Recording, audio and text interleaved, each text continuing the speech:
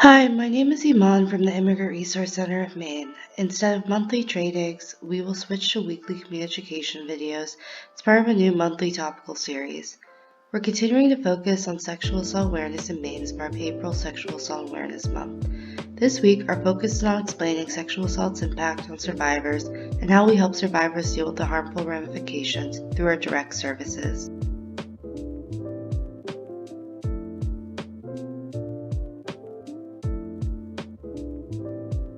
Sexual assault survivors experience PTSD, shame, isolation, dissociation, and guilt. Moreover, sexual assault leads to a higher risk of developing depression, eating disorders, and anxiety. In Maine, we have 48.6% of sexual assault survivors reporting being diagnosed with depression. 38.3% of sexual assault survivors report they've been diagnosed with an anxiety disorder. 28% of Maine's sexual assault survivors report drinking heavily within the last month, and 35% of Maine youth victims consider suicide. Sexual assault survivors are at a higher risk of substance abuse disorders. Survivors turn to substances as a way to cope with traumatic memories and mental illnesses like depression and anxiety. Certain studies show that sexual abuse survivors are 13 times more likely to abuse alcohol, as well as 26 times as likely to abuse drugs than those who haven't been abused. Substance abuse may be a way for victims to cope from trauma, a form of self-medication, a way to help with low self-esteem and loneliness, and a presentation of self-destructive behavior. It is important to recognize these symptoms to better help the survivors find healthier ways of coping with their trauma. Sexual violence and homelessness have a well-known link. This is because homeless women are more likely to be raped than women living in their homes. Almost all homeless mothers have experienced sexual violence at some point in their lives. While being homeless, more than 10% of these women were rape victims within the last year. The high levels of sexual assault of homeless women reflect the lack of protection these women face by having no physical barriers. When it comes to shelters, women still face risks of sexual violence. Unfortunately, most shelter staff members don't have the proper training to respond correctly and compassionately to trauma and sexual violence. As a result, these homeless women end up going back to unsafe circumstances. Another important point is homeless women are more vulnerable to sexual predators because they may offer basic needs in exchange for sexual favors. For instance, low-income housing landlords have traded sexual favors in exchange for essential services and needs in the past. Even though many of these women wanted to leave after their assaults, they face financial repercussions that trap them in their toxic situations. It's important to recognize some of the most vulnerable people to sexual assault and violence.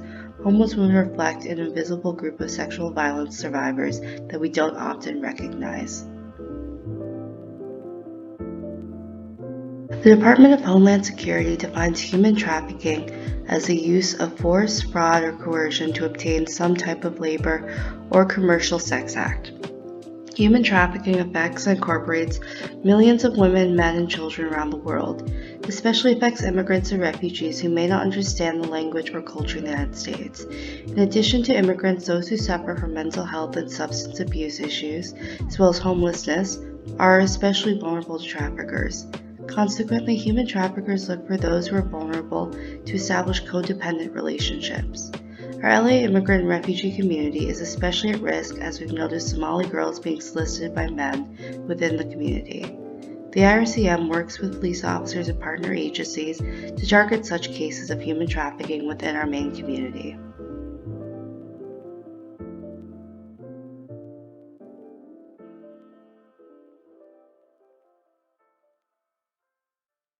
Immigrant Resource Center of Maine advocates for sexual assault survivors in a variety of ways. From civil advocacy to educational workshops, we make sure to cover our bases to serve our community's immigrant and refugee sexual assault survivors to the best of our ability. Our hope is to make sure our clients and survivors know we're standing by them from the beginning to the end of their process of healing and justice. My goal is to make sure all sexual assault and domestic violence survivors receive the necessary help, and education to start their healing process. From policies to advocacy at the Capitol, we do our best to make sure domestic and sexual assault violence survivors are seen and heard within Maine's institutions and social systems. Immigrant Resource Center of Maine not only focuses on large-scale institutional change, we also make sure to provide individual direct support of our domestic and sexual violence survivors. Additionally, we do our best to make sure sexual assault survivors have a safe place to come for help. Despite the pandemic, we're making sure to continue providing the following direct services and help: material and food support, transportation, meeting emerging and unmet needs, regular check-ins, and any other essential activities. Part of providing essential services involves providing transportation to our clients. Many immigrants and refugee community members do not have access to transportation. Our transportation services allow clients to obtain vital resources like groceries and medication. Moreover, our clients use our transportation services to go to necessary appointments and meetings, like hospital appointments, to meet their clients' needs. Sexual assault survivors may utilize our confidential transportation services to obtain possible medical and police help to begin filing their reports and receiving medical assistance. Although the IRCM staff are not currently providing direct transportation, we continue to utilize Uber and Lyft services for essential appointments like medical assistance for newborn children or critical appointments. Resource for immigrant and refugee women, men, and children to receive guidance and advocacy at the hospitals. We attend and interpret for our clients' medical appointments, prenatal care, mental health appointments, referrals, and any other form of medical care. We make sure they understand their medical care options, their legal rights, and what's best for them. As advocates, we want to make sure our clients have as much help to access essential medical resources they may not get otherwise. Our clients not only may fear coming forward about their sexual assault, but they also may lack the skills to advocate for themselves. Our advocates are able to help these survivors receive the medical and mental health assistance they need throughout their treatment and coming forward. Moreover, we make sure our clients' information and appointments remain confidential to protect them from familial and community backlash. The Immigrant Resource Center will not be providing hospital accompaniment for medical appointments until further notice. Survivors and clients will have the opportunity to have medical services, including interpreters present at the hospitals. The IRCM staff will pursue to connect with hospitals and medical providers to cancel or set up medical appointments as needed. For survivors who have questions around medical accompaniment, please contact our office at 207-753-0061 or visit or email us at info@ircmofmaine.org.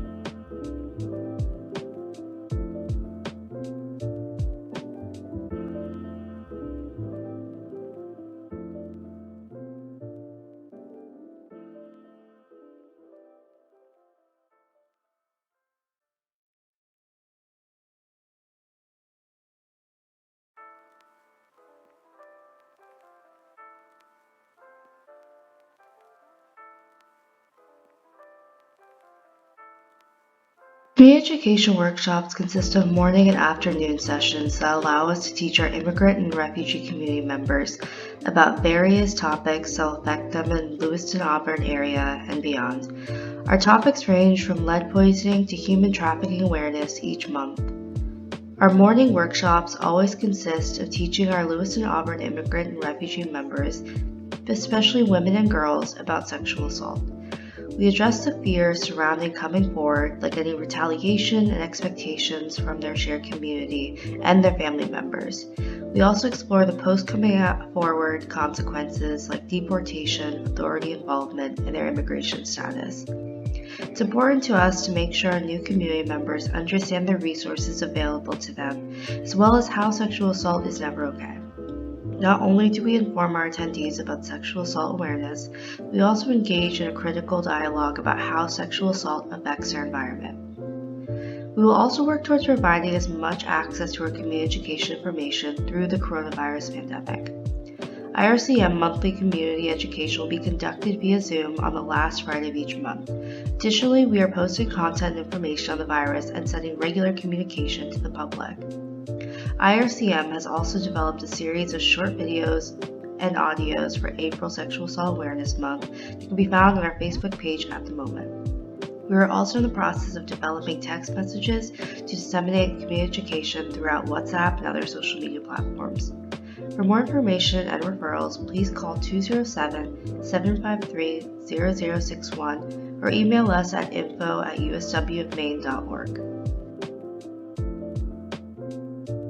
The Resource Center Maine provides our immigrant and refugee community members with the necessary items like mattresses and winter coats to help jumpstart their lives.